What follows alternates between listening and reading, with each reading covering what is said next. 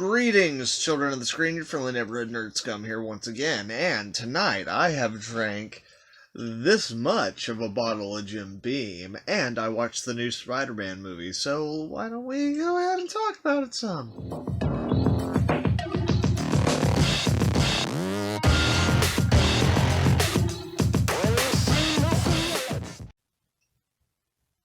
Right on, guys. So, first off, I'm going to give you my non-spoiler thoughts on this movie, and then I'll go into the spoilers after that. That way, anyone who doesn't want to be spoiled can get the fuck out of here. To start this off, guys, I'm going to go ahead and say that I have been very vocal about the fact that I was not excited for this movie. All these different villains, it just felt like fan service to an excess, where there wasn't really going to be enough time to have a real story, because you were going to have to introduce all these different characters who this version of Peter doesn't know. And luckily for me, that was not the case. The movie actually balanced the fan service element with the very bare-bones streamlined plot very, very well. And while there's not an overabundance of each of the different villains and others, you already know what's in the movie, other Spider-Man, then, they balance that stuff pretty well with the actual story that they're telling and the focus on the MCU Spider-Man.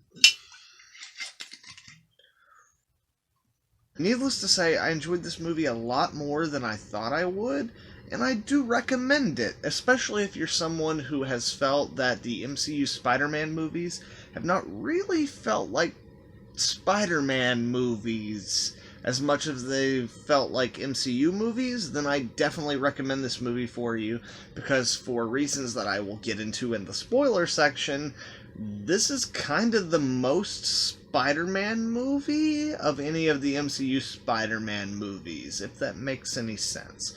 Which it might not, because again, I've had this much to drink tonight.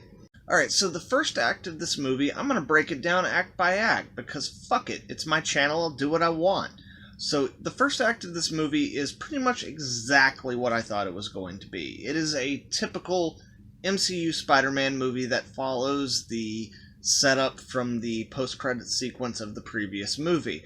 God help you if somehow you didn't know there was a post-credit sequence. We've been doing this for 10 years, that's on you, brother. It's the same kind of teen comedy, but with the stakes that were previously established. But I will say that there's a lot of stuff that just doesn't make any sense in this first third of the movie. And you've seen it in the trailers, the sequence where Peter, goes back to school. There's no fucking school on the face of this goddamn planet that would allow a student to return to school if it was going to cause this much of an uproar and this much of a distraction. Not to mention, they definitely wouldn't be having, teachers who are building, shrines to that student within the school. And I get this is a world of superheroes where this is a little bit more normalized, but still, especially a school like the school that Peter goes to that is for, gifted kids, no fucking way. No, it's not happening.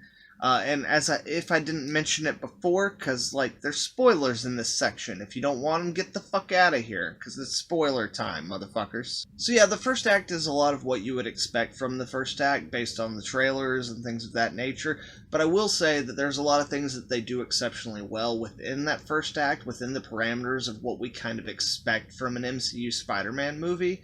There is the sequence where, Peter and MJ get back to Peter's house, and, Happy and May have just broken up, and, all the helicopters are descending on the house, and Peter's trying to hide it from them while also talking to them and distracting them, and it just doesn't work out, and it's this really, long, seemingly one take, I'm pretty sure, and it really builds up this comedic tension that works very, very well, and pays off in an extremely satisfying and subtle way, with them finally just seeing it on TV and being like, is that our building? That kind of stuff is very well done. Similarly, the stuff with Doctor Strange in the first act where you meet him is kind of what you would expect, but it's also done very well. There are some elements that don't make a lot of sense, and there's a lot of things that are thrown in there where you're like, wait, what about that? But it's very quickly pushed aside for the main plot, and I feel like it's stuff that we're going to get back to later on in the next film in the MCU. Oh, that's a fucking hefty drink. God damn, drunk ass motherfucker.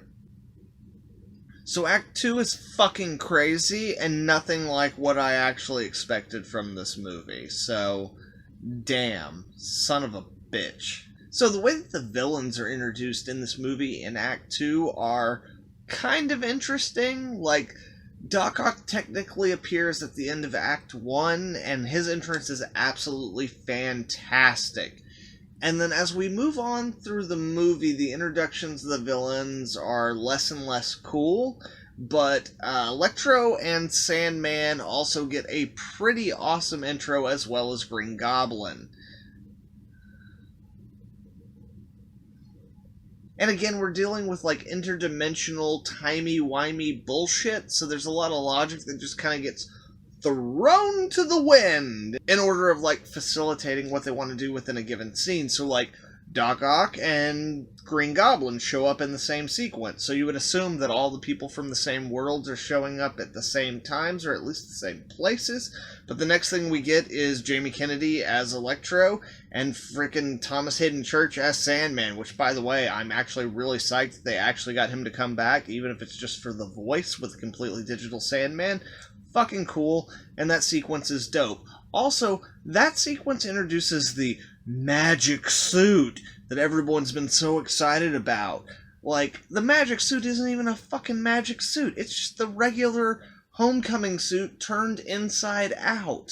Which actually, in my opinion, looks way cooler in the movie than it does in any of the trailers or the stupid fucking action figure that they released of it. Yeah.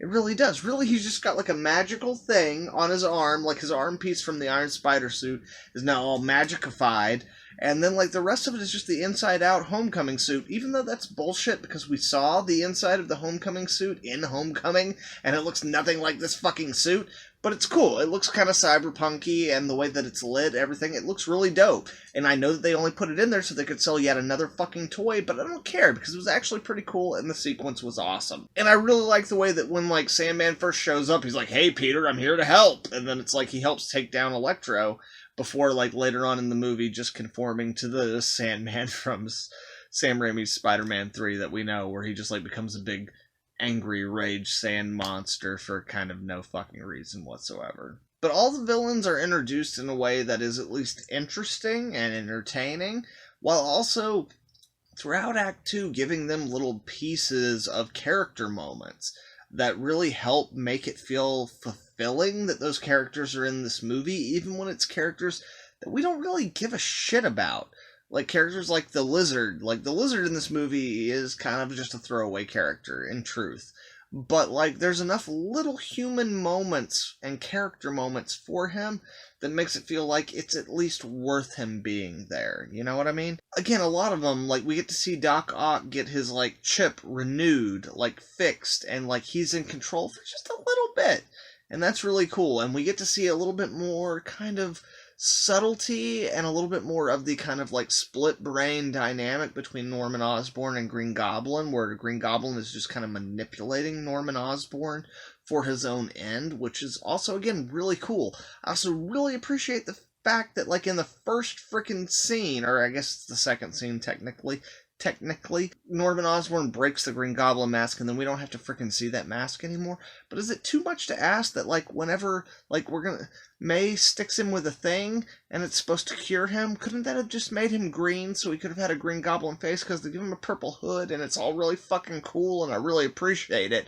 But damn, just the green face would have helped a lot. But having said that, Willem Dafoe is absolutely fantastic in this movie, and even without the green, like, the amount of evil that he's able to, like, freaking capture and emote through that character is just absolutely fantastic. So yeah, all the characters get nice little moments like that. Even Jamie Foxx's character, which, by the way, what the fuck is up with Jamie Foxx's character? He's the only one in this movie who is completely different, and they come up with ways within the movie to try to explain it, and it works for the most part. But at the same time, I'm just like, really, the lizard still looks like a total piece of shit in this movie. But with Jamie Kennedy's character, when you made him human, like you made him look like sexy Jamie Kennedy, which again, I understand, it's an improvement. But also even like as the like Electro version of him, like it's a completely different design, it's a completely different characterization. And I guess because they like were like, oh, he died in the last movie, we have freedom to do that. He's in a new universe, he has access to a new power source. But like, it's a little bit distracting, but also I definitely prefer what they did in this movie with that. So in general, all the villains were handled pretty well.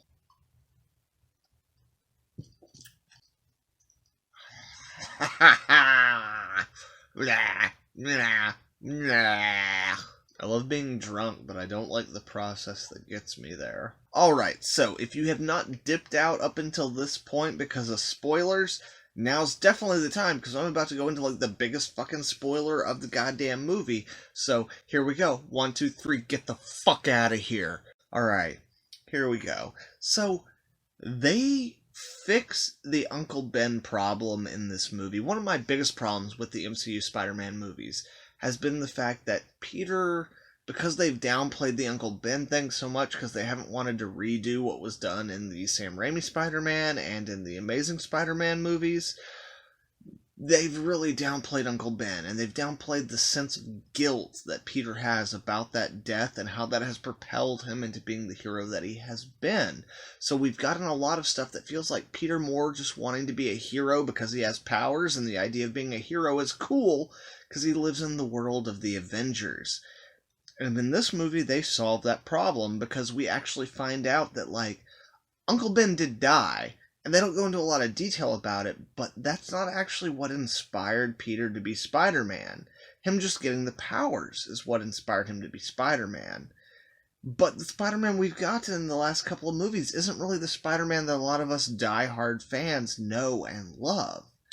So in this movie, they give us the MCU Uncle Ben, but it's Aunt May. And it's fucking beautiful.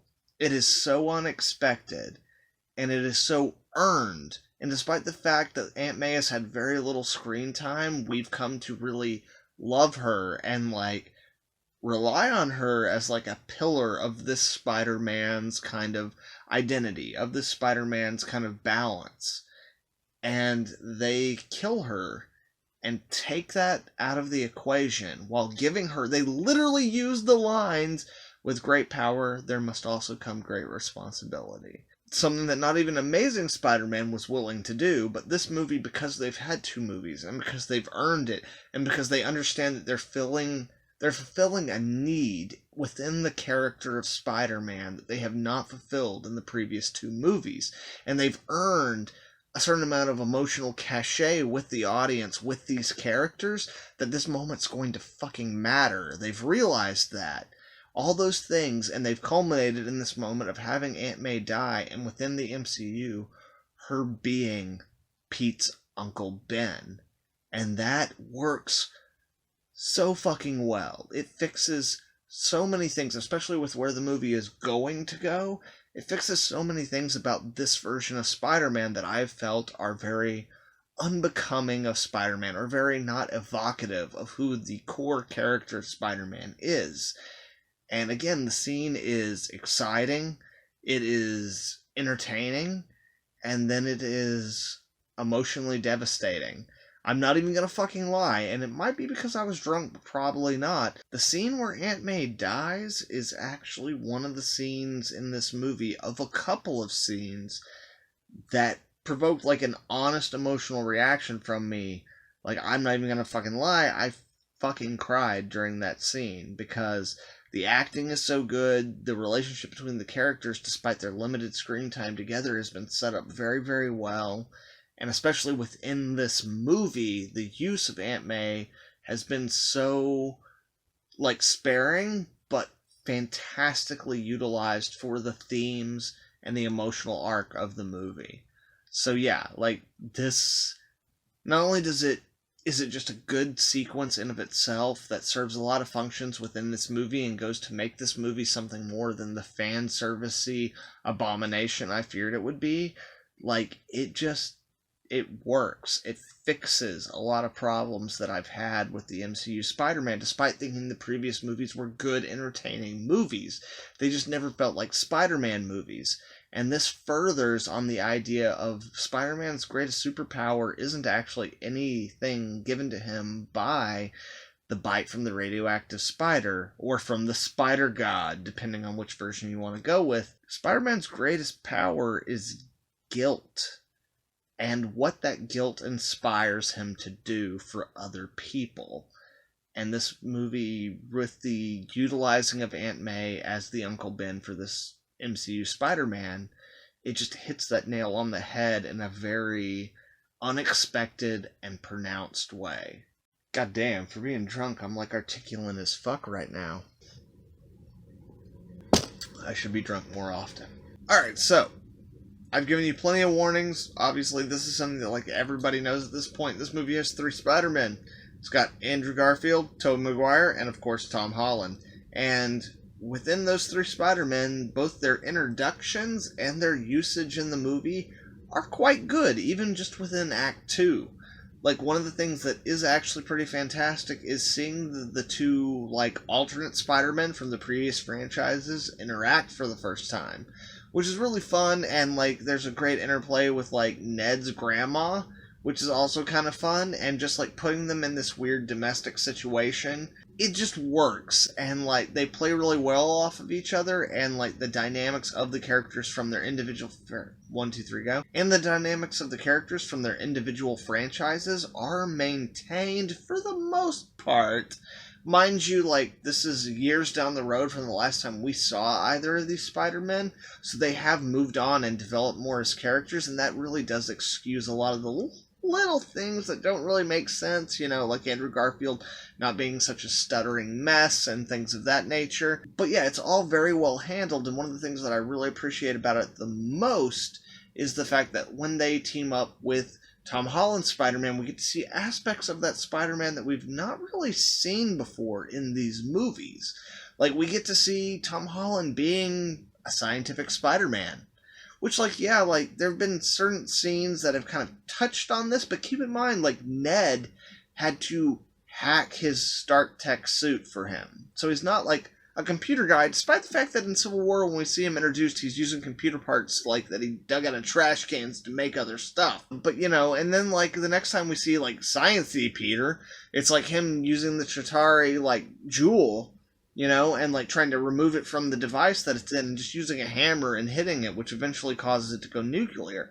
Like, he has not been depicted as the most intelligent of Spider-Men, but in this movie we actually get to see him doing science-y stuff and showing his intelligence in some very interesting and unique ways. Not just using Stark Tech to make something that's advanced, but actually, like, having to go to a lab and create vaccines or, like, you know, cures for all the individual villains and try to actually, like, give them a chance at living a life. Like, using his like, it's the thing for Spider-Man 2. With intelligence, you know, you have the responsibility to use that intelligence for the betterment of mankind, which once again goes back to the, with great power comes a great responsibility.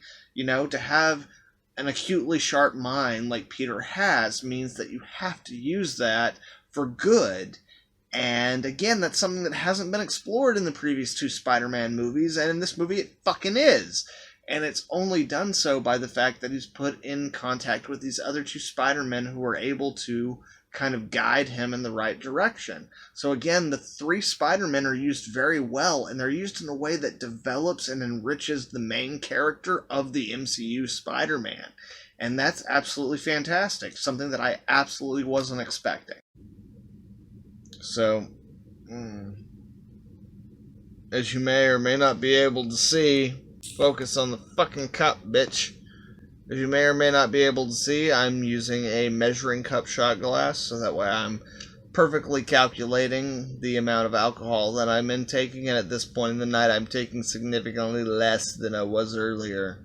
Because I don't know how much it's coming off in this video, but I'm fucking blitzed. Holy shit. Ooh, it's got a little bit of bite to it. Right on. So Act 3 of this movie is both everything that I expected and nothing that I expected. Son of a fucking bitch. So in terms of the way that the villains are handled in the third act, it is actually for the most part what I expected, but I do appreciate the fact that with the majority of these villains, they didn't just kill them off. They did actually follow through with Peter's plan and at least give them all theoretically a second chance, even though that makes no logical sense within the parameters that they've set up within this movie. It's still a nice sentiment that plays into who I believe Peter Parker and Spider-Man to be as an intrinsic character. So I appreciate it, even though the logical part of my brain just keeps fucking screaming at the top of its goddamn lungs, while the emotional part of my brain says, hey, why don't you just shut the fuck up and enjoy this, buddy? Why don't you do that for just a second? How about that? You don't do that very often. Wouldn't that be fun? And I'm like, oh my god! Yes, it would be. So I did it. So yeah, the big fight climax is pretty much what I expected from it, you know? We have the 3 different Spider-Men first, kind of going after different villains and trying their best but falling short, realizing that they have to work as a team.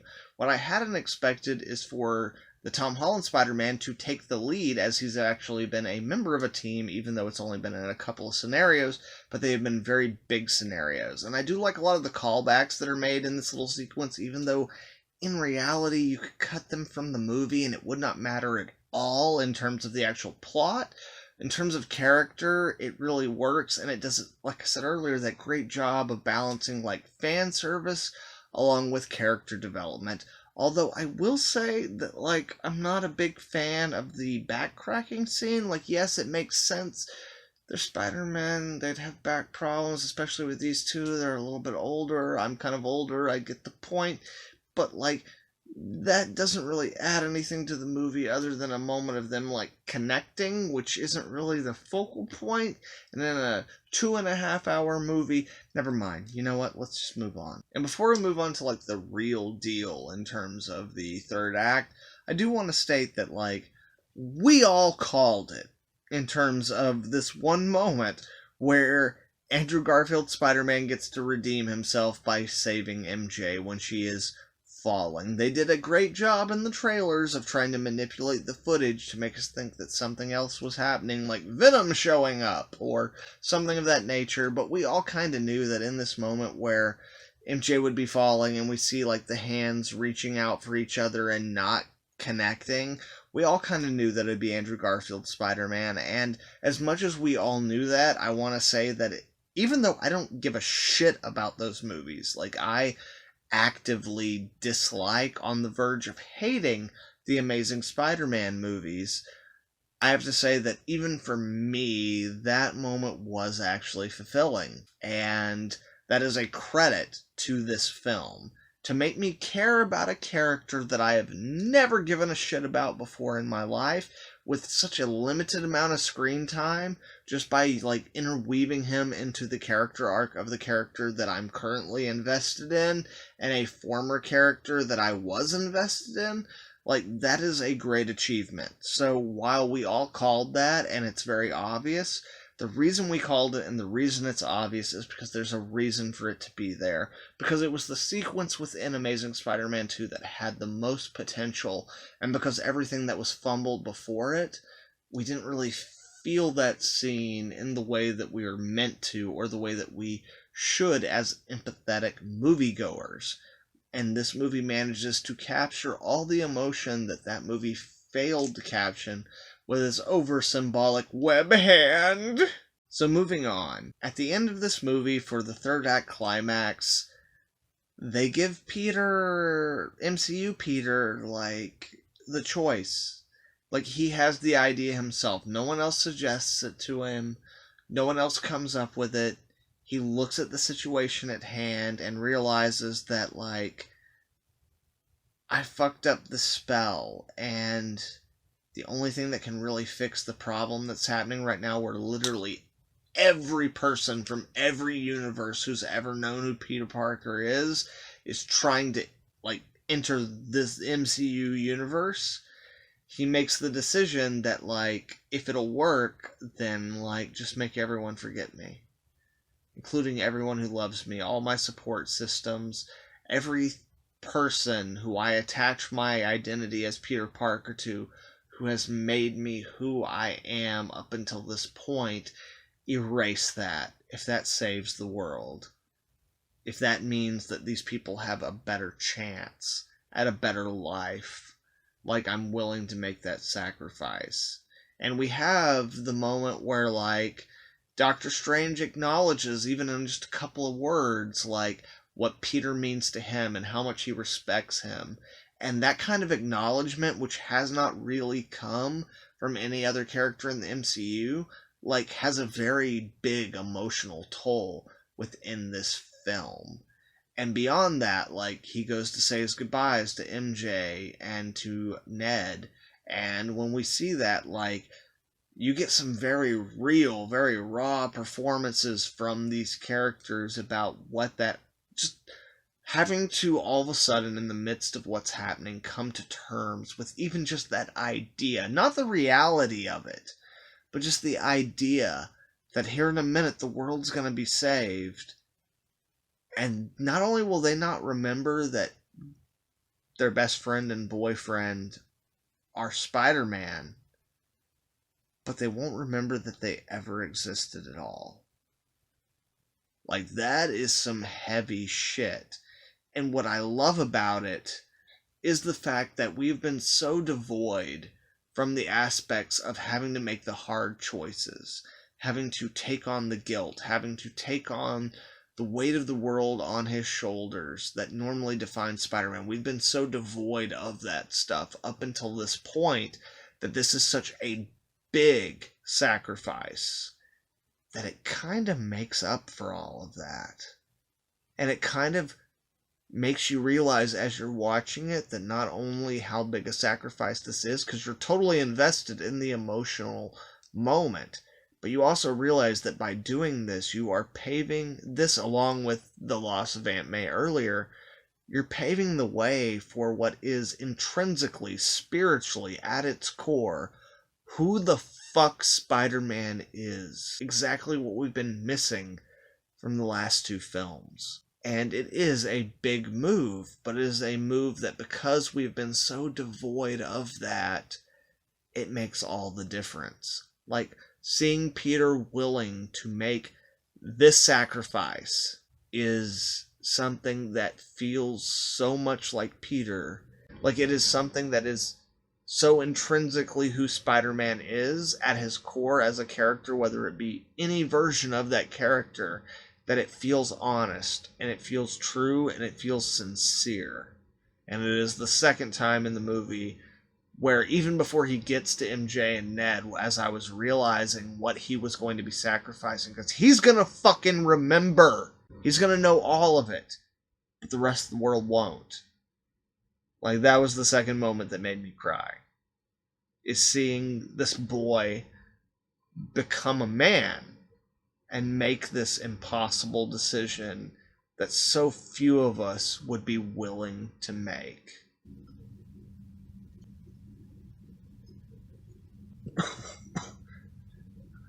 And this is only furthered by the actual ending of the movie, where we see in this new world where no one remembers who Spider-Man is, everything worked out exactly as planned.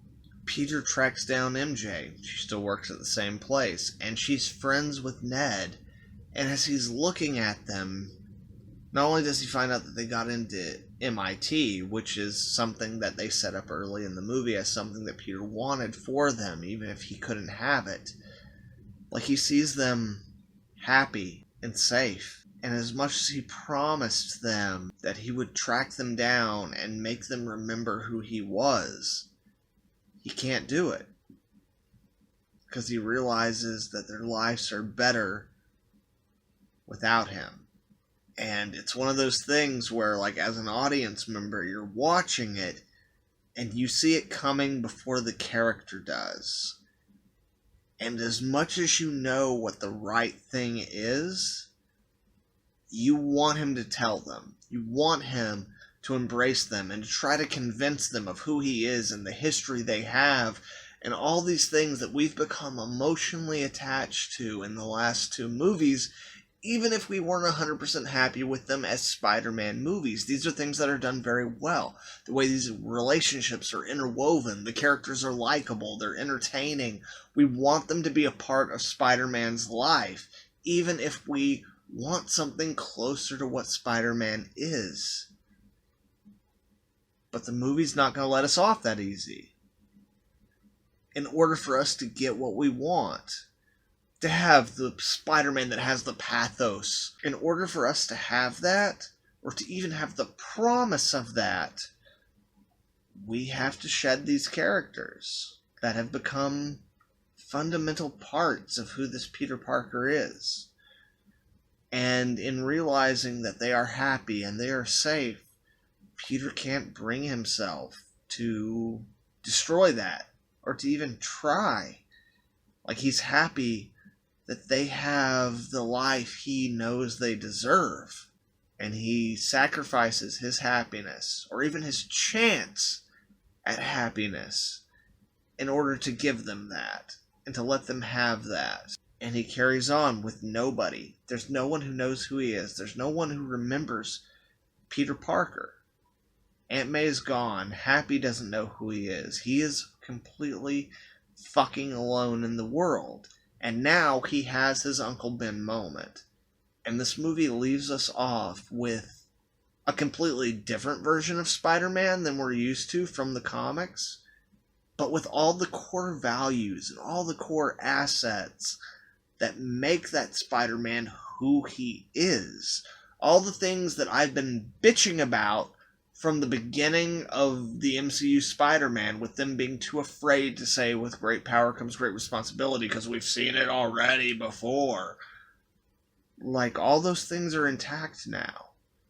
And there's a clean slate moving forward. They can build this character into whoever they want him to be. If they want him to be more like the classic 616 Spider-Man, he can be that. If they want him to be this new, completely different thing that has no attachment to Tony Stark, no attachment to the Avengers, and no attachment to the previous two movies, they can do that too. It is a fresh start. And there have been rumors, mostly from Amy Pascal, who, like, let's not necessarily take what she says at word, take it with a grain of salt or whatever. But, like, we've been told there are going to be other Spider-Man movies, another trilogy, in fact. And because of the way this movie ends, it kind of leaves those open for infinite possibilities with a Spider-Man, a version of Spider-Man that is so much more in line with the Spider-Man we know and love that I can't actually be kind of excited and hope that they do something more with him.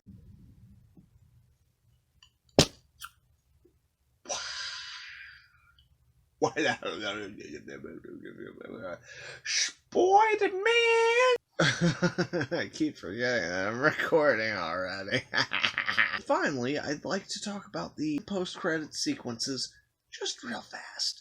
Number 1, Venom in the mid-credit sequence. Best use of Tom Hardy's Venom so far. Yeah, and I'm not even fucking joking. I hate those fucking Venom movies. They are stupid and ridiculous and a horrible representation. They were as bad a representation of the character of Venom as the Fantastic Four movies were of the characters of the Fantastic Four. Just absolutely fucking awful movies that look like 90%. Maybe 90 is a little too much. I am drunk. I should, adjust for, drunken inflation. So I would say, 70% of those movies are what looks like video game cutscenes, they're fine when you're playing a video game, but when you're watching a fucking movie, I expect a little bit better. Either way, I don't really care about those movies. I don't like them. I don't care for them. They fucking suck.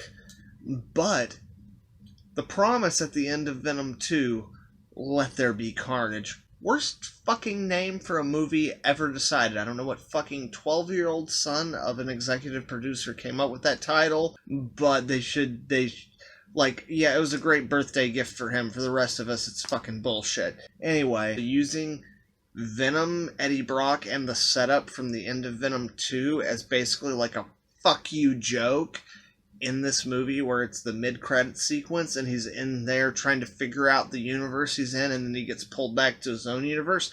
That was fucking great for me. I laughed hardest in that sequence that I did in this entire goddamn movie, I have to say. It was absolutely brilliant.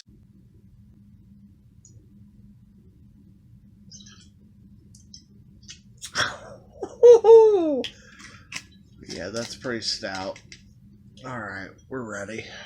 So, I guess from top to bottom, I have to say that, like, this is not a perfect movie. There are a lot of problems, there are a lot of logical leaps that you're going to have to make, and, like, concessions you're going to have to give the movie, mostly within the first 30 to 45 minutes of the film.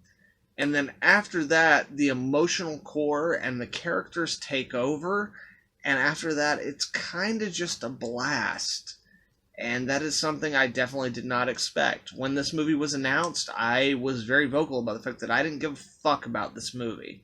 Like, I didn't care for, like, bringing in all these other characters from the multiverse. Like, I just wanted an MCU Spider-Man movie that felt like a Spider-Man movie. And I kind of got both.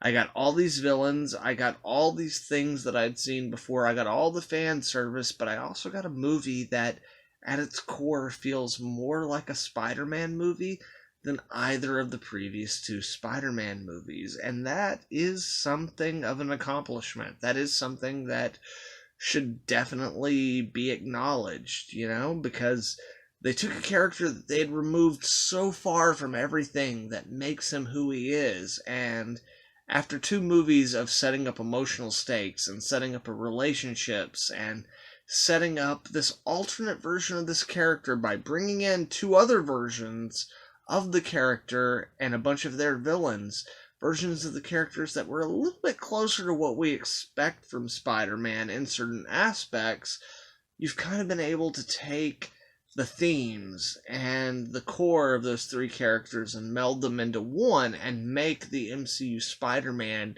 maintain all of his history, maintain the 2 good stories and of what they were before them without discounting them, and take him closer to what me and a lot of other Spider-Man fans feel Spider-Man is at his core, where if you're not recognizing that, you're not showing proper respect to the character.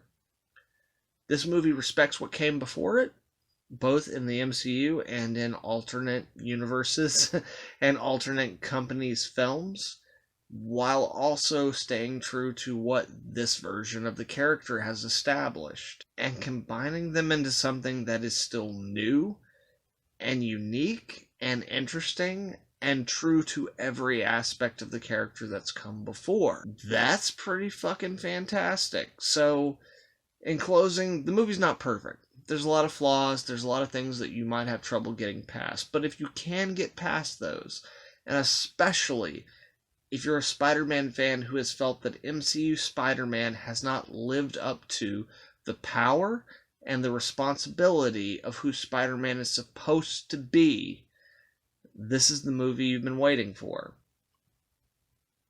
Fuck yeah, I just actually said that. I think I actually liked this movie a lot more than even I had proper time to process in the state that I'm 1, 2, 3, go. Then I was actually in the state to process until I actually talked it all out. That's interesting. So anyway, guys, have you seen this movie?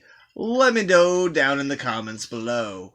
If you liked it, if you didn't like it, if you share some of my beliefs, you don't share some of my beliefs, I don't fucking care. Just let me know what you thought, and that's fucking bullshit. I can't believe that shit just happened. Fuck you, phone. So right on, children of the screen, that's what I thought of this film. What did you think? Have you seen it yet? Hopefully so, after watching this fucking far in the video. Did you like it? Did you not like it? Did you feel like it's more of a Spider-Man movie? Did you feel like it's less of a Spider-Man movie? Let me know down in the comments down there below. And if you like this video, please leave a like and share it with some friends. Also, if you're not subscribed to the channel, make sure to subscribe so you can check out all the dope content I've got coming out in the future. And Would you guys like to see more drinking videos? That's the real question, because my videos really, honestly, I doubt anyone's going to watch this. There's a lot of bigger channels covering this movie, and if, poisoning myself and destroying my liver, gets me further in my YouTube career, I guess I'll do it. Nerds come out.